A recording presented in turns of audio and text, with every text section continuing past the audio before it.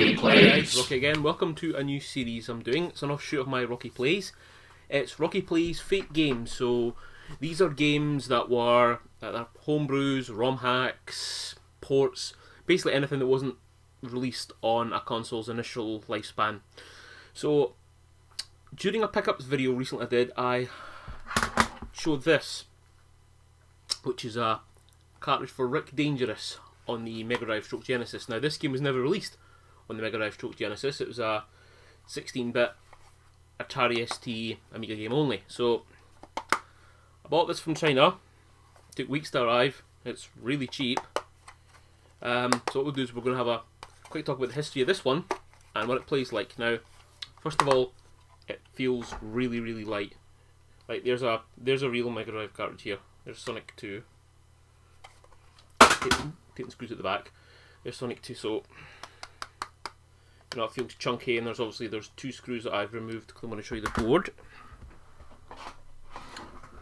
This one, these screw holes are fake. In fact,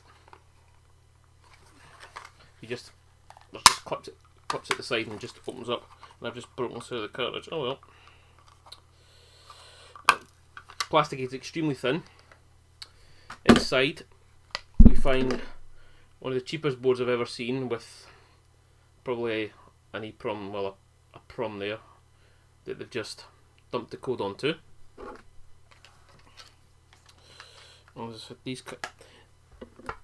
The actual label itself looks like it's done on an inkjet, so it's much cheapness, and top doesn't actually stick down very well either.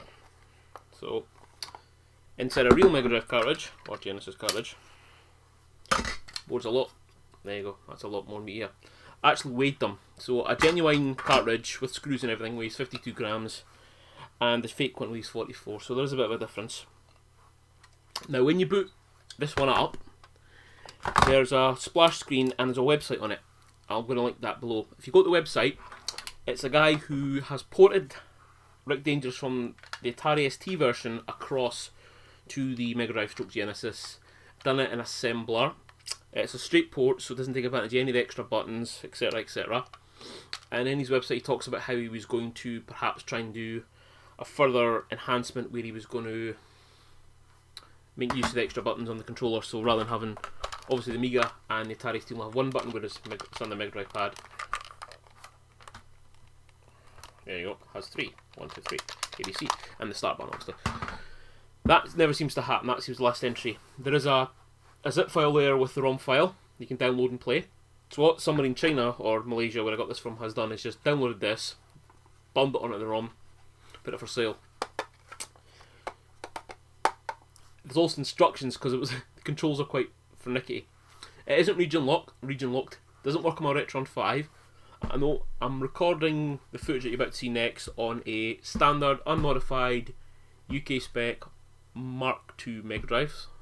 It goes from the Mark II Mega Drive into a SCART to HDMI converter, then into my HAPOG to record it. That's I'm recording the footage.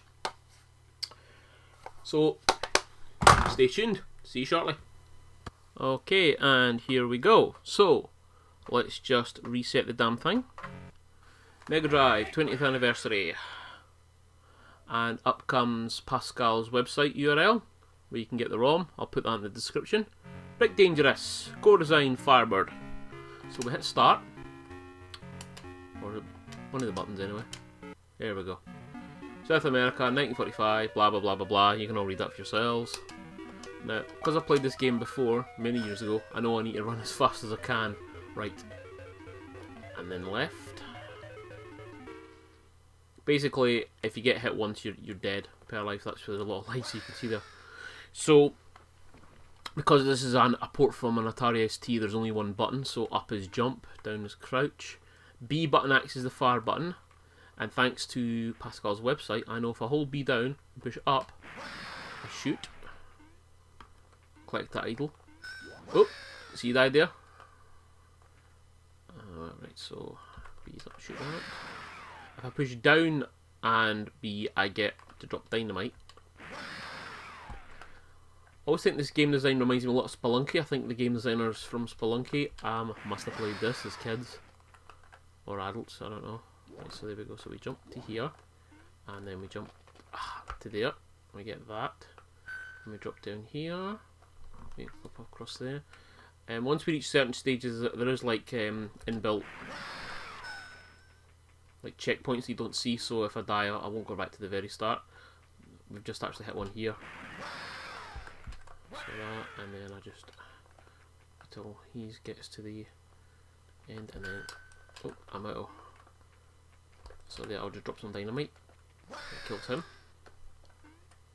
Notice there's a spiky thing. I just want to try and avoid that. Right, next screen here. I don't want to. Problem is if I get the ammo, kill him, drop down. Oop, and I die. It's fine. Up here. So all in all, it's a not bad port, I suppose. The guy spent a lot of time doing it. I do enjoy it. I was never very good at it. It's a bloody hard game.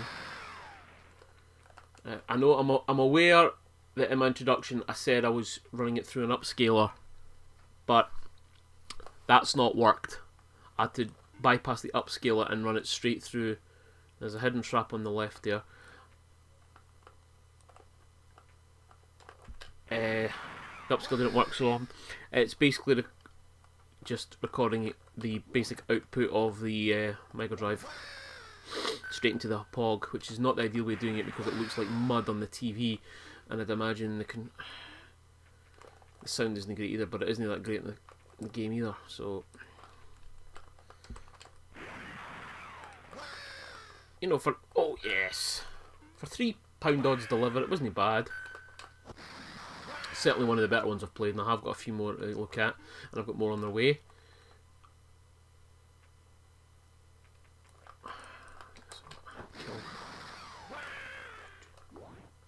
Damn. And game over. So that was Rick Dangerous, an Atari ST game ported to the Sega Mega Drive / Genesis. Straight port that somebody from China has downloaded the ROM for, burned onto a really cheap cart and flogged. Thanks for watching, guys. I'll see you in the next Rocky Please Fake Games shortly. Take care and bye bye.